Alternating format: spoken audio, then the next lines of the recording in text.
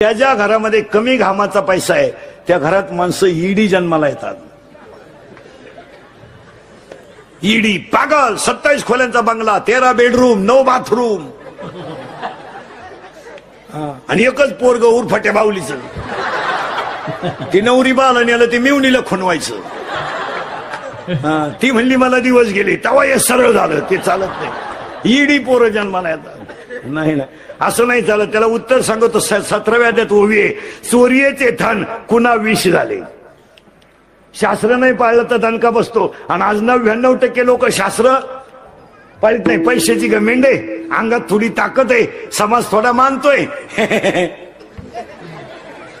हो पण 300 फूट जमिनीतला बोर सुद्धा कधी कधी फुफुटा आणतो.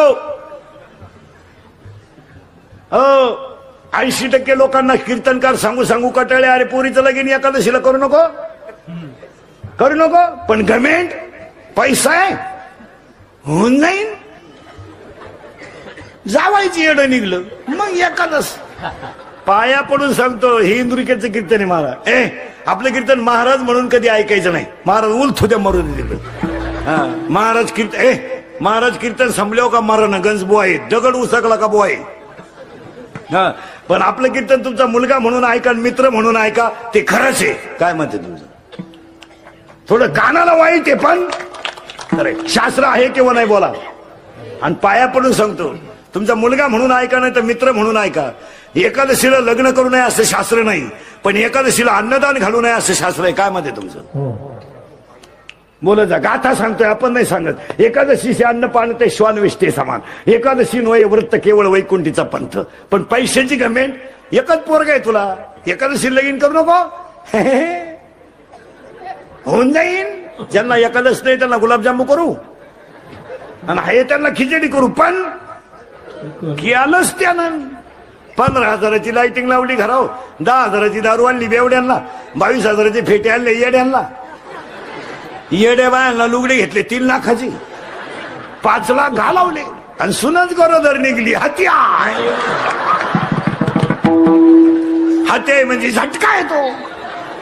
मग एखादा म्हणेल महाराज असं का म्हणून बोलला. अध्याय नंबर 16 कागद आणि पेन काढा, नंबर आणि ओवी लिहून घ्या. अध्याय नंबर 16 ओवी नंबर 389. शास्त्र म्हणेल ते सांडावे आणि राज्यही तृण मानावे. आहे किंवा नाही? हा म्हणा नाही म्हणा. हा मग एकानं कीर्तन दिलं मला उभं राहून, एकादशीला लग्न केल्यावर जर असं होतंय तर ज्यांनी पुरी पळूनच आणल्या त्यांनी पुढे तिथी पाहिल्या, बंद झाली आपली अक्कल.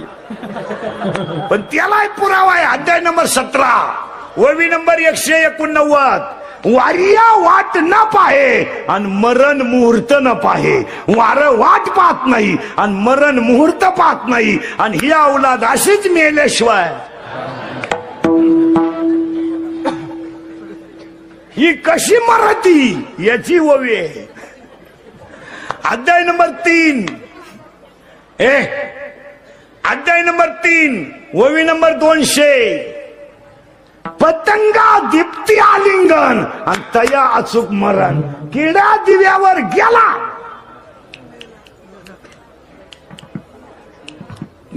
बसलेल्या कोणत्याही पोऱ्यानं सांगावं आपल्याला का म्या पोरगी पळून आणले, मा संसार चांगलाय, लग्नाचे पैसे भरून दिला खे. रोग घे शंभड्या रोग. द्यायला काय हरकत आहे, त्या लग्नाला खर्चच नाही. मग असले हो द्यायला येडे का? पण तुम्ही माना नाही तर नका मानू महाराज. पण शास्त्र शास्त्र आहेच आणि ते मानावाच नाही. आणि आपण काय करतो महाराज, एक सूत्र सांगतो ऐका. थोडं त्याला बाजूला घ्या. सूत्र नीट ऐका.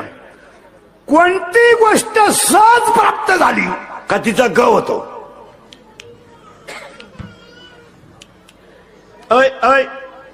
वाक्य फिट बसते का? हा म्हणा नाही म्हणा. कोणती गोष्ट सहज प्राप्त झाली का तिचा ग होतो. आणि तो ग झाला का ज्ञान बाजूला जात. ग ज्ञान गेलं खाली, वर काय आला ग आणि ग वाढत आला का तो ज्ञानाला दाबतो आणि ज्ञान दाबत गेलं का विकार जागे होतात आणि माणसाचा नाश होतो. पुरावा 13वा अध्याय. नवलांकाराची गोटी, विशेषण लगे अज्ञानाच्या पाठी आणि सज्ञानाच्या झोंबे कंठी आणि नाना संकटे. थोडं वाजवता यायला लागलं का माणूस फुगला, थोडं गाता यायला लागलं माणूस आकाडला, थोडं कीर्तन बरं करता यायला लागलं त्यानं कुटाणा केलाच. परमार्थामध्ये तुमचा एक अभंग कमी पाठ असलं तरी चालेल, पण आचरणाची पकड ढिल्ली होता कामा नये. परमार्थ जाऊ दे, तुमचा अख्खा गाथा पाठ नसलं तरी कोण खात नाही तुम्हाला. गाथा पाठ करून काय करता तुम्ही? तुमचा गाथा पाठ नसलं तरी चालेल, पण आचरणाची बैठक जर ढिल्ली झाली ना तर अख्खा परमार्थ फेल. तुमचं काय मत आहे? एक वेळेस गाथा पाठ नसलं तरी मी म्हणतो हरिपाठ पाठ नसू दे, नीट वाक, तूच देवे. हरिपाठ पाठ नसलं तरी चालेल, पण परमार्थामध्ये मेन गोष्ट कशी आहे पहा. एक अध्याय नंबर 15 ओवी नंबर 35, अध्याय नंबर 15 ओवी नंबर 35.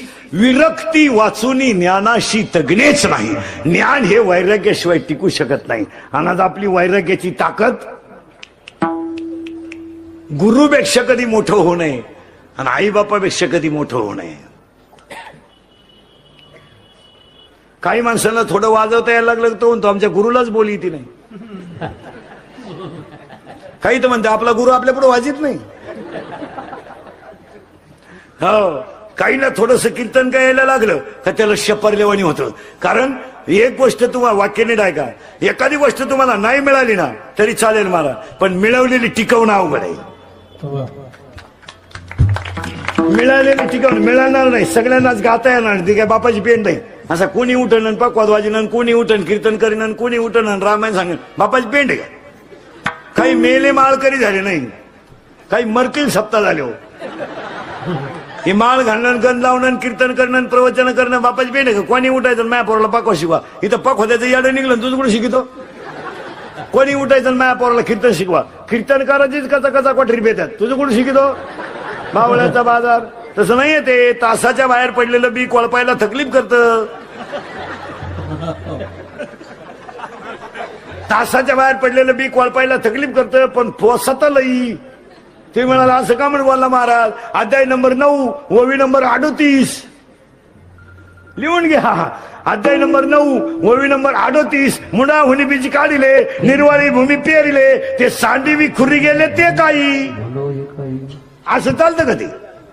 हो, जगात एकच माणूस आहे जे बापाला जमलं ते पोराला जमतं. एकच अख्ख्या जगात. कीर्तनकाराचं येडं होऊ शकतं, पखवाद्याचं खडे आणू शकतं, रामायणकाराचं कोणती सीता आणू शकतं, भागवतकाराची कोणती राधा आणू शकतं.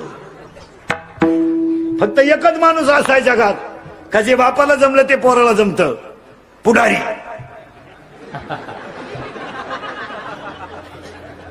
बाप दमला का पोऱ्या उठलाच.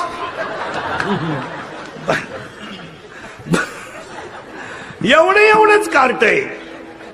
युवा नेतृत्व.